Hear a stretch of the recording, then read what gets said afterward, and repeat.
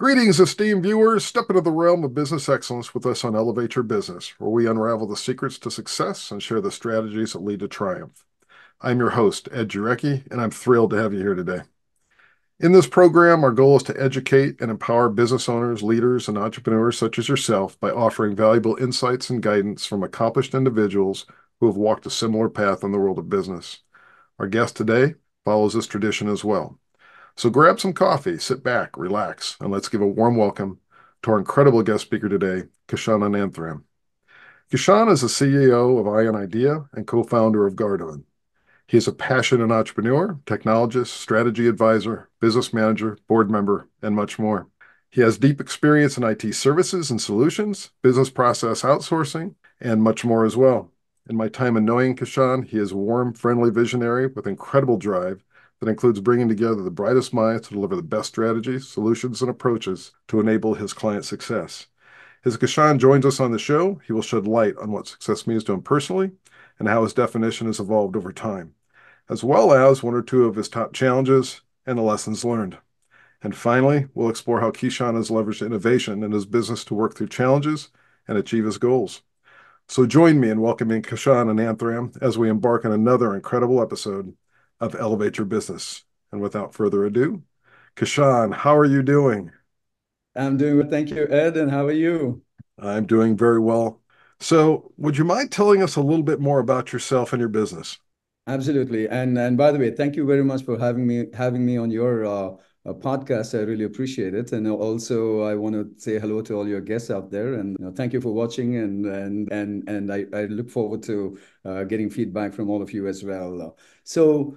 I personally, I was born in India, and I migrated into the United States. Came here to do my master's in computer engineering. Did that at Alabama, and then later on moved to Northern Virginia. Started working in a company called Telenet, and then thereafter, a couple of years down the road, I started my own consulting business. My consulting business grew very well. We were mainly working in the technology space, particularly in telecommunication and with the dot-com firms at that time in the 90s. And we quickly grew our business to over 500 people in the US, building all sorts of software for telecom companies, for dot-com companies, and those were the two main sectors. And as life will have it, there's going to be ups and downs in life. So the dot-com burst happened and the telecom burst happened and the telecom industry kind of melted down at the time. And then we took a few body blows, but then, we quickly recovered and then started delivering solutions for our customers, software engineering solutions from not only the United States, but we also set up offshore engineering centers in India and then in Eastern Europe and in other countries. And this gave new value proposition to our customers. And then the another thing we did at that time was we also diversified into other industry sectors, not just telecom anymore. So because we learned a lesson there saying that, if there's one downturn in one industry, we have to be able to continue on in other industries. So we quickly diversified, started working with the financial services industry, the education sector, and other areas as well.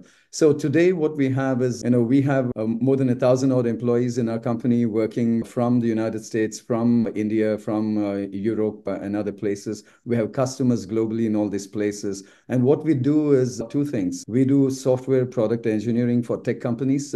We build their products, SaaS companies, and so forth. And the other thing we do is we do digital transformation solutions for mid to large size enterprises, right from consulting at the front end, where we engage senior C-level executives who work with our customers to help them visualize and come up with a vision for the digital transformation, all the way through actual heavy lifting in terms of software implementation, whether it's bespoke software products that we build for them, or whether it's implementation of package solutions like Guidewire and SAP and other things. So we do all these kind of work for our customers. The end goal being digital transformation, which, by the way, is a continuous ongoing process in organizations, because with new technologies coming in, new opportunities for business improvements and new problems can be solved, and new problems are also created which need to be solved with new technologies coming into play. So this is what we do as an organization. And what I'm proud of about our company is that we have really long-term relationships with our customers. Our customers that we acquired 25, 30 years back are still working with us today. We have customers, 10, 15, 20, 25-year-old customers that are still working with us today. And that's because, we have always had a culture in our organization where we wanted to do business in a very trusted manner, build long-term trusted relationships with our customers. So we focused on excellence of delivery, solutions delivery. We focused on being empathetic to our customers' needs. We focused on integrity in our interactions with the customers. We focused on clarity and communication with them. And all these have led to really long-term customers. If you look at a SWOT of the organization, that has been our strength, actually. And we have been a privately held company till now. And today we are on a different mission to change our business from a privately held firm to a partnership-owned company.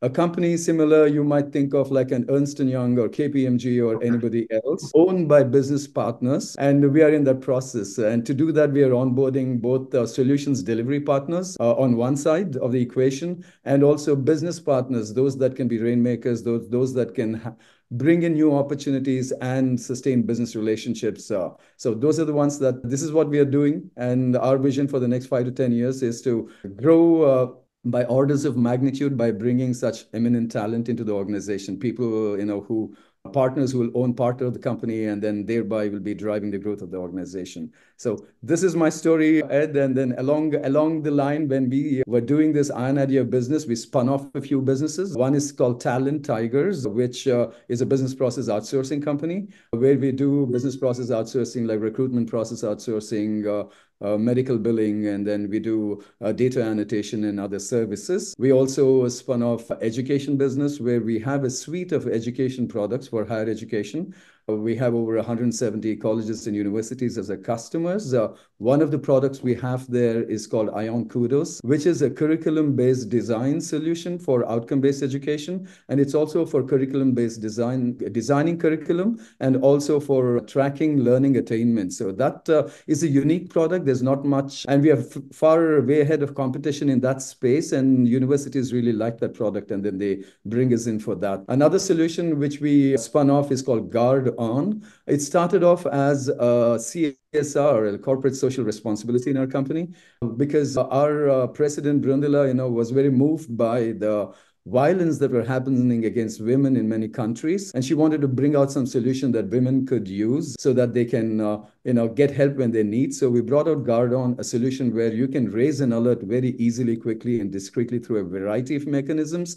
And then you can get help from a variety of different responders, from trusted contacts, trusted groups, Guard On Angels, and the first responders, and also from our 24/7, 365 Emergency Response Management Center, which we call GEMS. So, these are the various things that we're doing. And then, and thank you very much again for giving me the forum to talk about, my businesses, and I really appreciate it. Oh, it is my pleasure and my honor.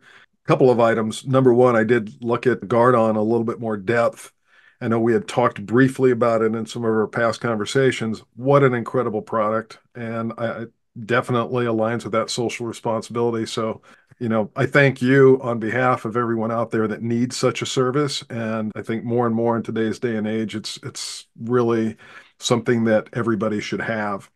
Since you and I have started to know each other, I'll tell you, I've always admired not just the breadth of products, but the passion, the energy, and the focus on the culture, the collaboration, and stuff like that. Just absolutely incredible. But I know you mentioned through your introduction, there's been challenges along the way. And I think as business owners, we all recognize that there's challenges in this journey. It just doesn't matter what business. It's never necessarily an easy. It can be fun, it can be exciting, it can be invigorating, but it's never really easy. So when you think about your journey, first question, how do you define success today? That's a very good question, and the answer to that is different for different people, as you very well know, right? I mean, to a teacher, success is making sure students learn and then they succeed in life, right? Like for a doctor, success is saving lives. For an entrepreneur, is success in actually making sure that his business is thriving, and for a politician, it's winning elections, right? So to me, and to me, my definition of success has changed over time as well. When I was a kid, it was just going out and then playing and then making friends was a great thing. That was success. Success is really what makes one joyful and at the end of the day, right? And makes one feel accomplished and complete, right? And it's different for different people, different in different stages of one's life. And if I recall, when I was in high school, and studying with a single-minded focus of getting into the right colleges, and trust me, at that time, getting into the right college was very important because it was there were not too many colleges, that offered offered the kind of opportunities that you wanted. So that was success, getting into the right colleges. While in college, doing the GRE and TOEFL and then succeeding in that and coming to America was my definition of success at that time. And coming to the US, coming with two suitcases and full of books and nothing else, just making sure that, I was able to pay my bills and start my life here was a success, and that has changed over time. And then when I started my business, of course, making sure my employees were getting paid, making sure I was getting the enough revenues every month to make sure the employees were getting paid on time was a great thing, was success. And that has changed over time. But today, it is different. Not just today. Along a couple of decades back itself, I decided that the success would be, in building just long-term trusted relationships with people. Right. I didn't want to be a fly-by-night operator, never wanted to be known by that. I wanted to be known as somebody that others can trust and rely upon. And I wanted our business to be known like that. So that was the definition by which we went in. And I feel that, when we give more in value than we get back, we are successful. And doing business with a sense of integrity, doing the best we can so that we can sleep well in the night, that's successful. Getting a good night's sleep is being successful, that honestly.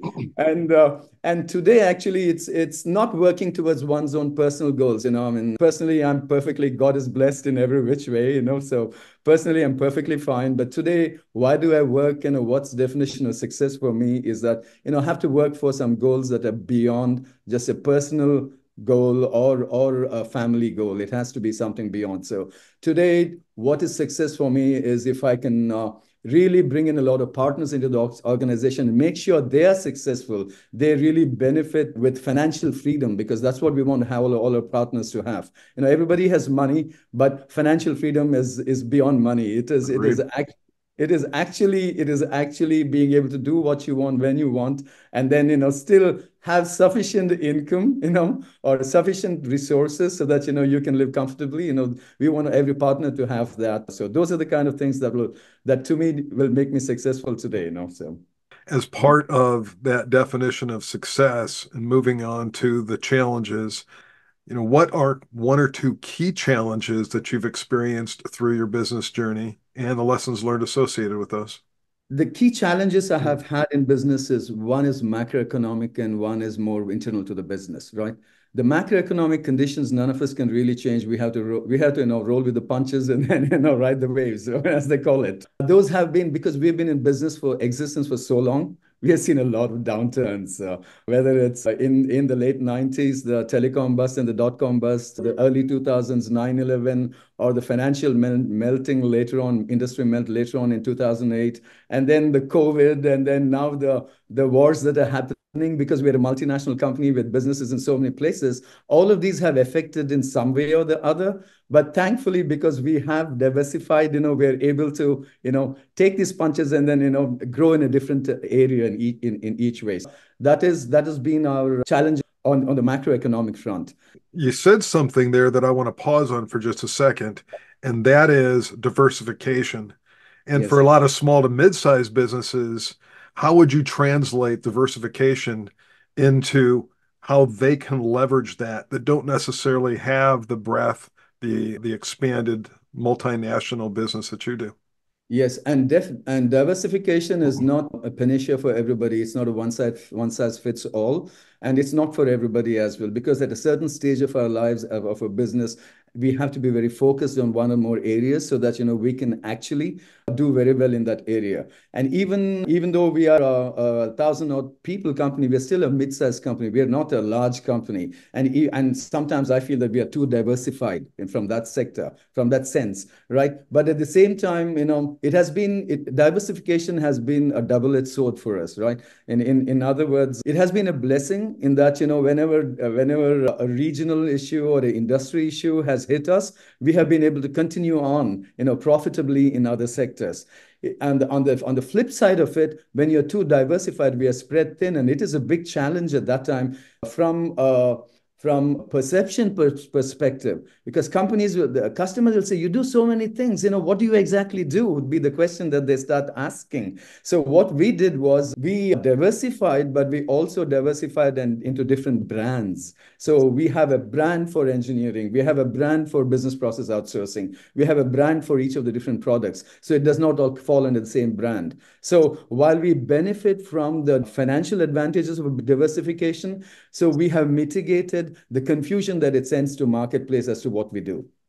And you could actually take the model that you just described and break that down all the way down to the product or service level for those smaller businesses that don't have the ability to diversify businesses, but they can diversify, personalize, and adapt their products and services to those changing market conditions. Is that a fair statement?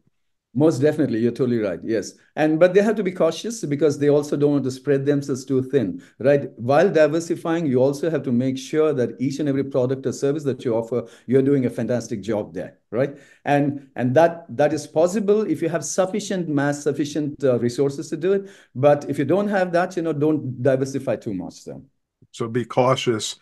relative to where and how you're adapting and what additional activities you're taking on. That way you're not basically overcommitting yourself, overcommitting your resources, your organization.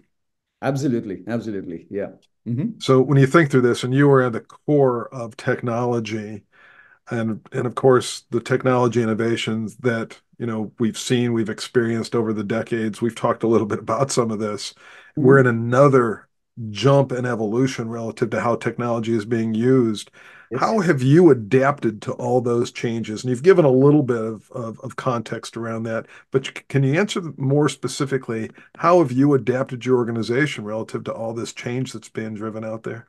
Definitely. One thing is we have to be agile, we have to be innovative. Two things are very important, being agile and innovative. Otherwise, you can't survive all the storms that are out there. And these storms are not just economic, storms are also created by technological changes, right? I mean, the business that you do could be made redundant tomorrow by some new technologies coming in. And for example, if you're only doing customer service, call support, call center kind of business, right? And then you were dependent on butts and seats as your revenue model, right? And that is getting heavily disrupted by AI today. So, you really have to have a different revenue model, different business model. You could still provide those customer support services that you were talking about, but you have to do it with technology, more of technology and less with people in order to be competitive and survive in the marketplace. So that's what we have done over the course of our lives. For us to be in business as a technology services firm that is able to build products for our software product customers or tech customers, or even to implement digital transformation solutions for our enterprise customers, we have had to constantly be on the cusp of new technologies. We have to see what's new that's coming out there. We have had to learn new technologies and build practices around them, and then go offer talent and offer services to customers when they did not have those kind of talents with them. We started long back this journey long back with a technology called Forte. We built a really good practice on Forte, and then we went on to WebLogic, and then WebSphere, and then we went on to so many other technologies, whether it's the languages or so forth, whether it's an SAP consulting business or Guidewire implementation. Recently, now it's a lot on IoT and AI and ML, implementing solutions around that. So we have had to do that, and I'm not saying we picked up and became experts in every technology, because no company can do that. We have been opportunistic in doing that. We partner with technology firms in an opportunistic manner, where we see either our customers have a need for those technologies, or the technology firm itself has a need for a practice to be built so that they can also grow. So we have grown like that. For example, we are a partner with Dynatrace, and we have a good practice with Dynatrace, both reselling and implementing Dynatrace's solution. So we are on the constant lookout for new technologies like this that we can partner with, so that we can bring value-added solutions to our customers. There are so many great insights in everything that you just talked about. And one of those is the need to be out there learning what's going on, being opportunistic relative to which of those new innovations, new capabilities fits your organization, your clients' needs, and helps Yes. propel your journey. When you consider small and mid-sized businesses and the competition they are in against the large entities out there, Mhm. what kind of challenge do you see in keeping up with those organizations because they do have more resources? Do you see this as an increasing challenge? It is, and let me take a segue here also. Small to mid-sized companies, right? Many of them, the challenge that they have, it's the same internal challenge. Remember, you asked me what are the two challenges that my business has, right? I said one was macroeconomic, and we addressed that. But another one is an internal challenge that small to medium-sized businesses face, right? And it is a crowded marketplace out there. How do you differentiate yourself, right? And that's number one. And number two, how do you compete against the Goliaths out there, right? Whether it's Infosys or the IBMs or the Accentures and so forth. So these are the two challenges they have. Many small to medium-sized businesses like our zone, right, have grown on the entrepreneurs team, entrepreneurs business relationships, and they don't have much funding that they have gotten into their organization. And without funding, there has been lack of investment in brand building and marketing, and lack of investment in other areas, including building new solutions and services and so forth in order to grow. So that is a challenge a lot of boutique IT firms, business process firms out there have. And then so that is one of the areas that we are addressing, not only for ourselves, but also for small businesses which are similar to us. There are entrepreneurial companies that have been in business for 5, 10, 15 years and may have 50, 100, 200, 500 employees at the most. So growing is a challenge beyond that. They have grown to the best that they can given their current resources. So we are going to them and talking to them and saying, let's collaborate, let's combine forces, let's come under one brand, let's combine customers, revenues, and our solutions capabilities so that we can now go in and then bid for larger engagements, longer term engagements, more profitable engagements because we can get better pricing. And then let's work together in that fashion. But I also recognize, I'm a realist. I also recognize that these entrepreneurs have been entrepreneurs because they want to be entrepreneurs and have the independence, right? They don't want to merge into some other company and then become just another manager there, right? So what we have done in our model is we are retaining their entrepreneurial element. We're retaining their business legal entities. These entrepreneurs will continue to have P&L responsibilities and authority over their business entities, and the revenues that they generate under this umbrella model will all flow through to them so that they can manage. And at the same time, they have access to joint customers for everybody. For example, today I'm a SAP kind of shop and somebody else is a Salesforce kind of shop. We come together and then all the customers we have access to for each of our services and products. And likewise, we are bringing product companies into this fold also. Startup product companies that will greatly benefit by access to all our customers. We are bringing them in this fold. So we are offering this opportunity for small to mid-sized businesses to come together under this model where they not only continue to have their independence, continue to have their revenues, continue to have their ability to go and sell the way they're doing today, but will also benefit by direct access to hundreds of customers and access to other business partners who are bringing in business, our rainmakers who will be bringing in new business that these guys can execute. So this is the interesting problem that we are hoping to solve this way. And this is another area of incredible growth, which is this focus and need for strategic partnerships. Yes. So Ed, what we are doing is a couple of things, right? We are building a leadership as a service element also in our organization. There is an incredible demand for very visionary and effective CTOs today. Every mid-sized company does not have a visionary CTO. There's hundreds of mid-sized companies out there. They need visionary CTOs, but they can't afford either they can't find or they can't afford a full-time CTO. So what we are doing is under the An Idea brand, we're creating leadership as a service model for visionary CTOs and effective CIOs, two things. And then the visionary CTOs, will help them. These will be consulting roles. CIOs and CTOs will go and consult with these organizations and help them with their technology framework. They'll understand their business goals and business roadmap and then figure out what technologies have to be implemented, how, when, and everything else, budgets for it, and so forth. And then when they do that, we also have an opportunity to tell the customer, by the way, you can take our report and recommendation and go to anybody to implement it, and that's please do that. But if you want us to take responsibility for it, here, Iron Idea has a 30-year history of building robust business critical solutions. Let us do that for you. And then, we'll have a long-term relationship with the customer as well at that time. So we are layering this leadership as a service kind of solution on top of our heavy lifting product development and digital transformation services solution today. So, two messages for our viewers. Number one, if you're not already doing so, identify those critical strategic partnerships that complement your business and help you elevate your business. And second, Yes. you provide an outstanding opportunity, an outstanding service to help them do just that Yes. through basically a partnership model. Yeah, and I certainly thank you for saying that. And I certainly welcome your viewers to reach out to me. If I can be of help with them being a partner in our organization, that's great. Even otherwise, if by just collaborating, otherwise, that's great. And I'm happy to collaborate because together, we are much bigger than the sum of our parts. Together we can be much stronger. And allowing the small and mid-sized businesses out there to grow, maybe to large businesses, but to compete with the Goliaths out there as Yes, well. yes, absolutely. And I'd love to work with small and medium-sized technology and business process outsourcing businesses, and in a very collaborative fashion with them being partners and them continuing to have 100% control over their organizations. I'd love to work with them on one side, and on the other side, folks like you and others who have been executives in large organizations, I'd love to onboard them as business partners. That's another opportunity as well. So. Well, in our time today, you have probably given two or three dozen excellent insights, best practices, and opportunity ideas for our viewers out there. If you were to pick one or two key messages, key takeaways for our viewers, what would that be?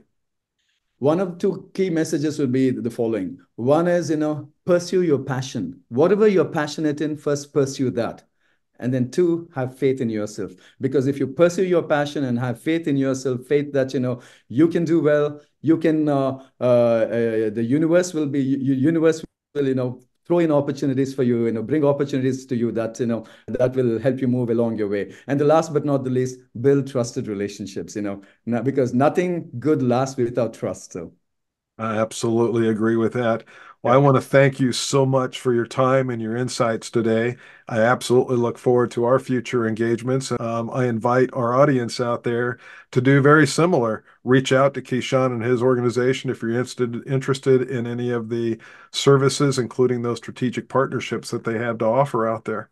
And with that, I want to thank you all for joining us today, and a special thank you to our guest, Kishan Anantram, for sharing his insights and best success tactics with us. We hope the conversation has left you inspired, motivated, and ready to embrace the challenges of entrepreneurship with resilience, innovation, and adaptability. Remember, success comes in many forms, and it's essential to define it for yourself. Take the lessons shared by Kishan to heart as you navigate your own entrepreneurial journey. Embrace change, seek out opportunities for growth, and always be willing to adapt to the ever-evolving landscape of business. Thank you once again to our phenomenal guest speaker, Kishan Anantram, and thank you all for tuning in. We look forward to seeing you next time as we continue exploring the stories behind exceptional entrepreneurs. Stay resilient, stay innovative, everyone. Thanks, Ed. Bye.